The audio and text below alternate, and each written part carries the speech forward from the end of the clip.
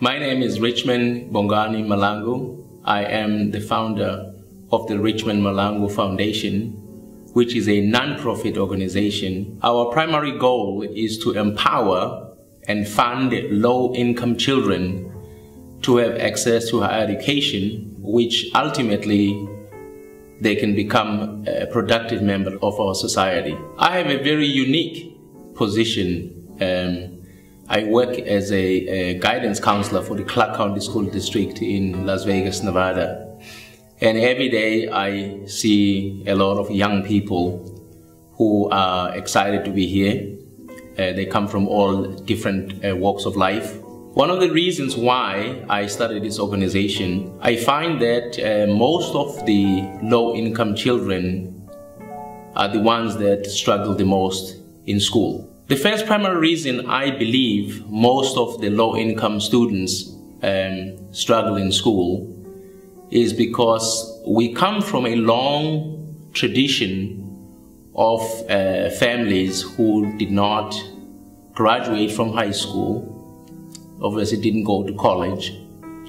So the way people look at education, we don't look at education as part of our culture. It's not part of our everyday thinking. For example, most of the parents who are themselves illiterate, their children, they don't go to the library to check out books of their like. It's not a part of everyday thinking of reading to the kids. Obviously, if you can't read to a child, if you can't read yourself, it's hard to read to a child. So basically what happens is most of these parents basically rely on the schools to educate the children, which is traditionally used to work. But nowadays, we know that most parents who are educated, who have a college degree, when they get home with their children, there's a lot of school-related activities that take place in terms of doing homework and studying. They teach the best way to study. The groups of people they hang around with are the groups of kids who basically have higher goals in terms of achieving education. So those kids will automatically, when they come to school, they're a little bit ahead. They can read, they can add, they can multiply, they can do all sorts of stuff. And the children coming from families where they have not had a lot of help, a lot of training with school stuff, when they start school, they feel that they're already behind. A lot of them struggle to read, and they don't feel empowered. Even sometimes our school officials don't treat them as intelligent kids. They start to get a stigma. So what happens to these kids? The bell rings, they hang in the hallways, hitting high fives and doing all sorts of stuff instead of going to class, because they have an inferiority complex somehow. They're not excited to go and learn. So ultimately, they score poorly in tests, they don't do homework. And in a lot of schools, the schools are doing a pretty much good job to try and motivate the kids. They have tutoring after school. And sometimes these kids, because they feel so overwhelmed, they don't even go. So my goal is to kind of help these children to change that mindset a little bit, to look at this in a different spectrum, to see education as their #1 primary goal to escape their immediate situation at home. The second issue I wanted to address that I believe is the second #1 reason why these children are unsuccessful is the fact that the majority of these kids, their fathers are absent. In a black community, the fathers are absent. Some of these children, when you talk to them, they'll tell you they have not spoken to their fathers in 5 years. In fact, they don't even know where their father is. You know, we can blame this to everything under the sun. Slavery, apartheid, or whatever you want to blame it on. The reality is, there is no slavery today. and there is no apartheid. There are still obstacles why a lot of poor people struggle. I get it. At the same time, I strongly believe that it is up to each individual to make the decisions that are going to make them successful. In other words, if you are not happy with your immediate situation today, what is it that you are doing to guarantee and make sure that next week and the week after, 5 years from now, 10 years from now, your life's going to be better? This is the mindset that I'm looking to empower these children with. To see education as part of their culture, to see their education as a realistic path out of poverty. And to be honest with you, I don't think it's that difficult. Again, I'm talking about the mindset. And you see these problems we run into consistently in our country.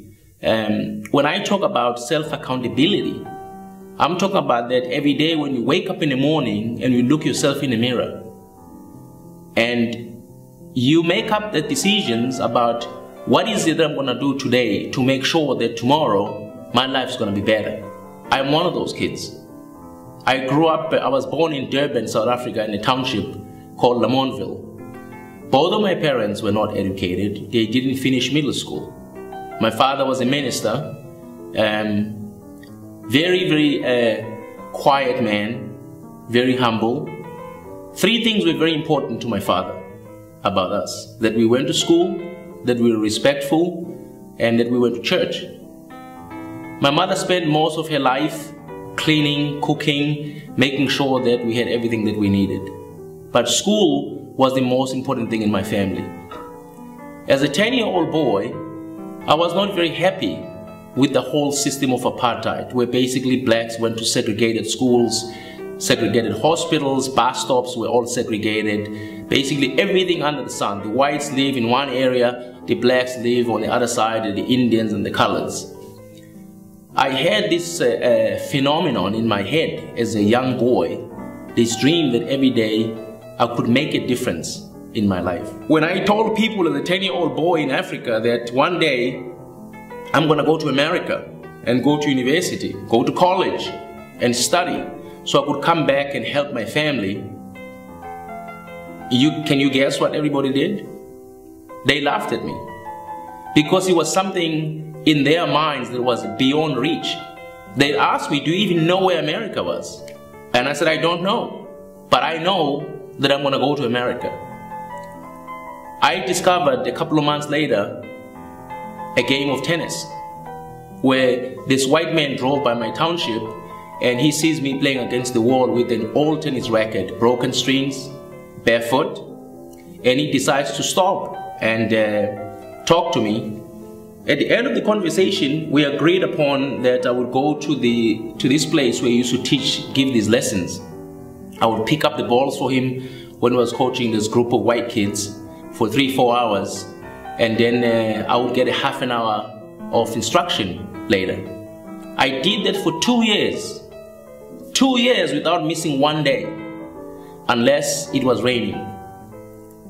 After that, Mr. Gray went to this white club and asked if I could be a member, because they had to make an exception since blacks couldn't play in white clubs, or there was basically no mixture in these clubs.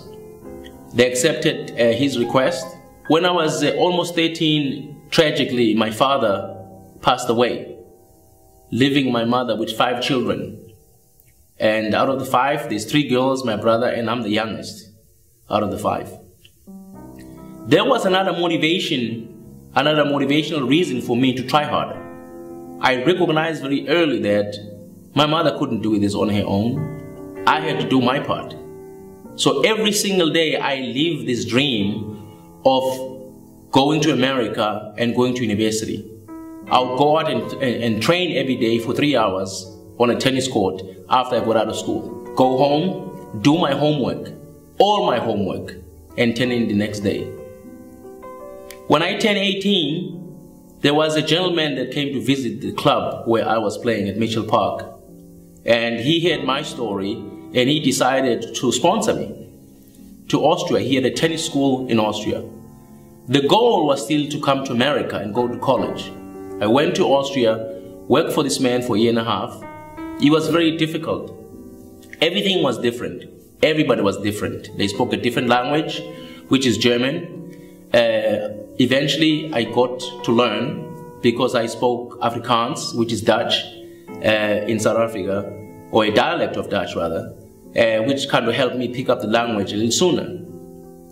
Just by luck, or coincidence if you want to call it, this one afternoon, a young gentleman by the name of Norman Moores, he's actually Canadian, came to this facility or this tennis camp looking for somebody to play with. Of course, I was the youngest out of all the pros, the South African team. So I went and played with Norman. We got done. He was very impressed by my performance and my attitude.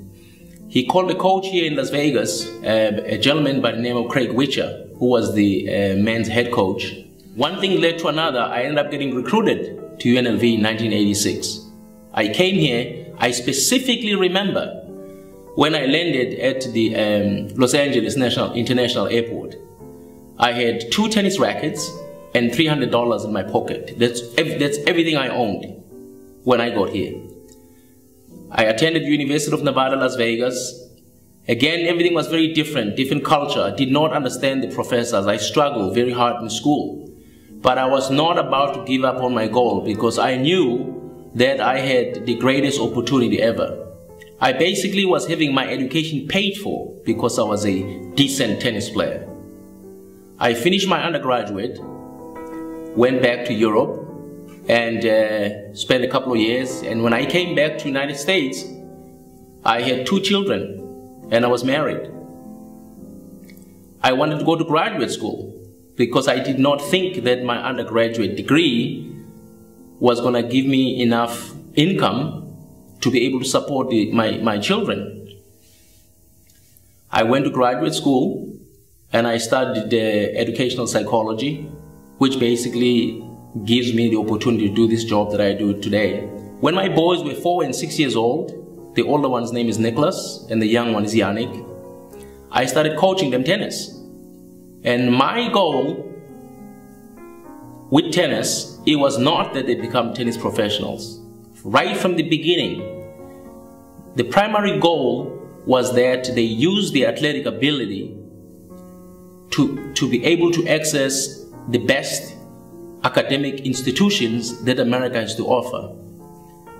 So we went to all the tournaments. We had a very tough training every day. I picked them up from school at 2:30. We went to train 2:30 to 5:30. They went home, had dinner, did homework, and went to bed and repeated that every single day until they were 18 years old. When my oldest son was 17, which is 2011, he got recruited to Harvard University by their tennis team, basically on a full ride tennis academic scholarship. A year later, Yannick got recruited to Georgetown University. Yannick now is a sophomore at Georgetown University, and Nicholas is a junior at Harvard University studying computer science. Yannick is studying international relations. I've done this 2 times. My own life, pursuing education or higher education, and my children have done the same thing because of the driving force that my ex-wife and I as parents we had. Even through the divorce, we co-parented the children. We're basically, for both of us, we had our differences in terms of how we looked at things in life, but in terms of how we looked at education for the kids, we had one goal. She did a lot of homework with the kids when I was out working, for the kids to do their homework, make sure that they were studying, that they were doing everything that they were doing. And I believe this is one reason why they're able to be successful.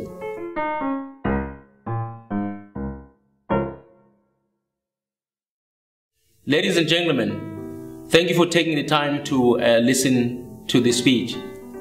I pledge you to go to the website that you see on the screen and donate whatever you can to help me make this dream come true for these children who, without your donations, don't have a realistic chance. I'm here today because of the people who believed in me and who were willing to help me in different ways, including money, training, education, and everything else. Thank you.